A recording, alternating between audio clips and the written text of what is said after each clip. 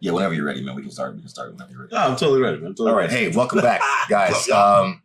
Another episode of QL. Are you done? No, I wasn't. But okay, I will talk to the audience. Okay, cool. We'll get to this because this is what we're doing. All right. So welcome back to QLF, guys. It's your boy K Bash. It's your boy B back here. Finally, right? So we are doing another character highlight, guys. We've been running through My Hero Academia. We've been running through Dragon Ball Z. We're going to go ahead and touch on one of my favorites, JJK, Jujutsu Kaisen. And Jujutsu Kaisen. And we're going to go ahead and get on that. So the character we're going after today is going to be Megumi Fushiguro, all right? Son of Toji Fushiguro.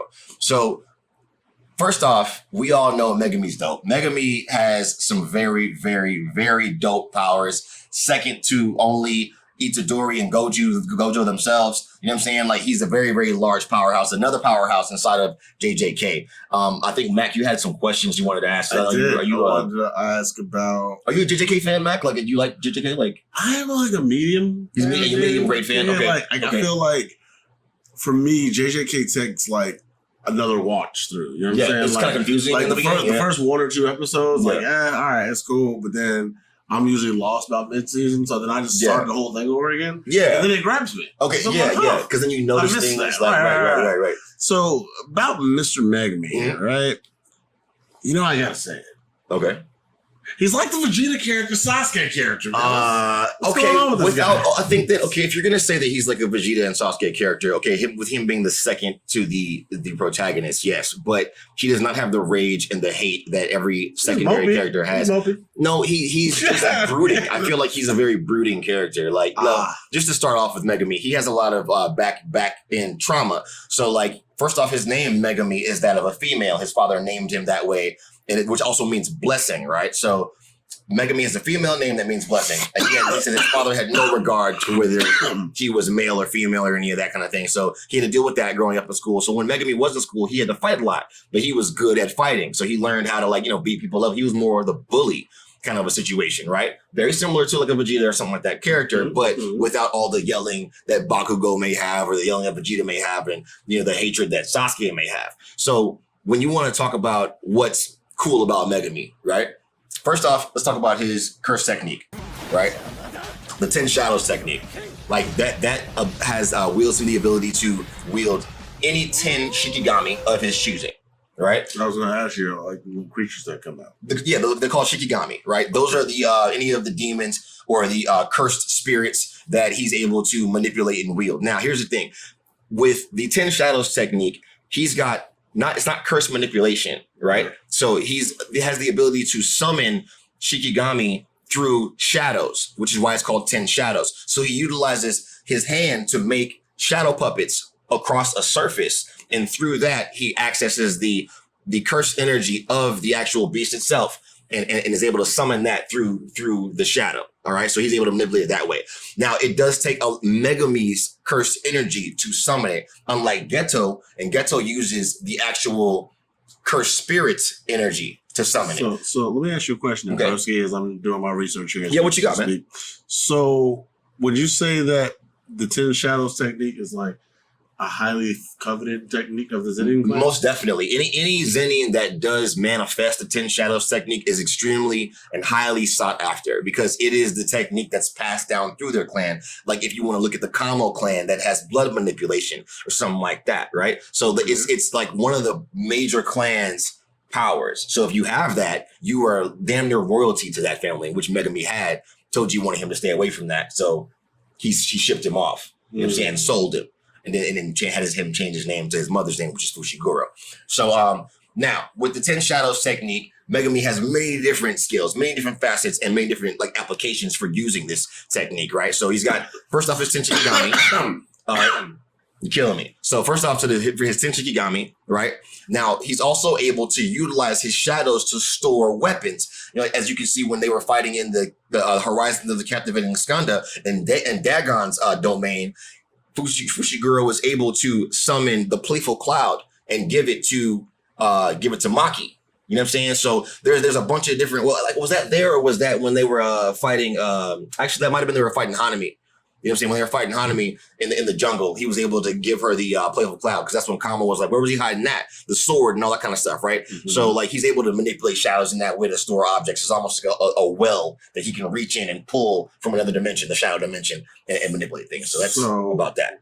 I guess let me ask you, and again, this is no disrespect to JJK. Okay. But I remember when we talked about the Toji video, and I was like, isn't there like a freaking Kakashi-esque character? But you say he's not like Sasuke, but he's walking around with the hands in the pockets and such, and now he's doing shadow stuff. We got a whole Naruto character, Shikamaru, who does shadow stuff. And for our viewers, we just did a video covering someone else who does shadow abilities from My Hero. Would you not say that this ability is a little overdone at this point? I don't think that the shadow ability is overdone in any way because of the endless amount of applications you can use with shadows.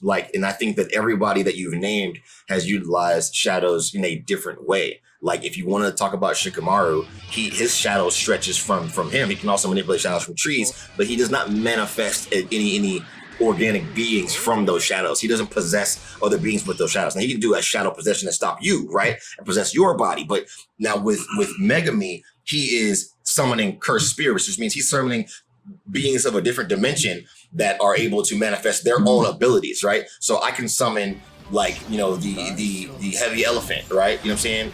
That has like the water powers, like, you know what I'm saying? Megaton elephant, right?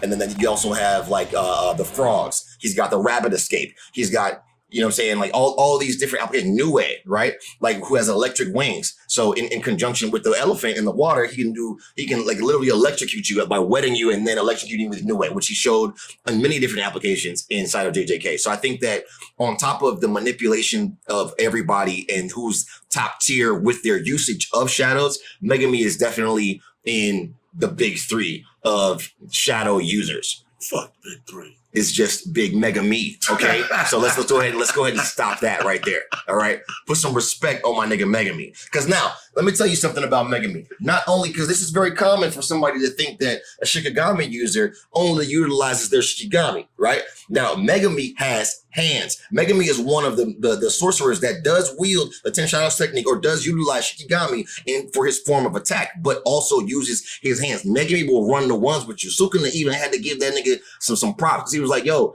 you have such good usage of Shikigami in the 10 Shadows, yet you come at me with your hands? You come up with yourself. If you're confident. You know what I'm saying? He's confident. See, like, that's the thing. Megumi, he got mittens. So you got to put some respect on Megumi, man. Like, for him to be able to utilize his weakness as a strength, which would be close quarters combat, CQC, he's able to still do that at a very high level. He keeps up with Itadori. You know what I'm saying? He has trouble with it, as he said when they were fighting during the Shibuya incident. Would give him a run for his money. He already said that to the class, right? If we all fought Itadori, you know what I'm saying, without cursed energy, he still beat us, right? But that doesn't mean that Megumi wouldn't be still throwing hands. He still has the ability to at least keep up a couple steps. I mean, he ain't gonna bang with motherfucking Shillelagh Holder. Not the Shillelagh, but Nanami. Nah. Not me, the teacher. He's got way too much wisdom. You know what I'm saying? I was going to say Choso. He's not going to be banging with Choso because Choso got hands too. You know what I'm saying? Like, so it's like one of them things where, biggest thing, man, don't underestimate the fact that he's utilizing Shikigami. You know what I'm saying? Because he does have, Geto's got hands. You know what I'm saying? But he's got curse manipulation. He eats the energy of curses and utilizes their own energy. So it's at no cost to himself. Now, Megumi has to utilize his curse energy to summon his Shikigami. That's the only downfall of the 10 Shadows, is that he has to use his own curse energy. So I guess my last question, and this is only a reference to the fact that we did a video about his father. All right. Does he have a relationship with his father? Does he know his father? He has absolutely zero relationship with Toji Fushiguro, and that is on purpose per Toji. Okay. You know what I'm saying? So like he had to stay away from him. We already talked about that in the Toji Fushiguro breakdown, if you guys want to check that out. But like the reason why he's got no relationship with his father is for his protection. You know what I'm saying? So you have to think about that. Okay. His name is changed to Fushiguro, not Zenin. He's from the Zenin clan. If they knew his name was Zenin, they'd be on his head top immediately. You know what I'm saying? So that's for his own protection, and that's from prior planning from his father, Toji. So which made him a good dad. Which made him a good father in a sense, if you think about why he did what he did. Was he a good man? No. Was he a present father? No. But he made the right choices in order to make sure his son was safe. You know what I'm saying? Like, he couldn't do that for his lady. He couldn't do that for Miss Fushiguro, right? She died, which turned him into the menace he was. She had him calm down for a while. You know what I'm saying? He named his son Megumi, which is a female name, which means blessing, because he was the blessing that made him stop wanting to kill everybody. And they took his woman. So we all know what happens there, right? So we don't have to recap that. But in short, I need you guys to put some respect on Megumi Fushiguro, man. The guy's got skills, man. Tell me that he doesn't.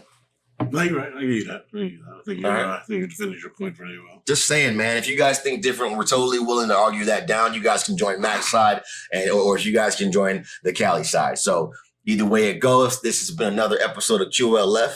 It's your boy K Bash. It's your boy B Mac here. We'll check you later. Peace.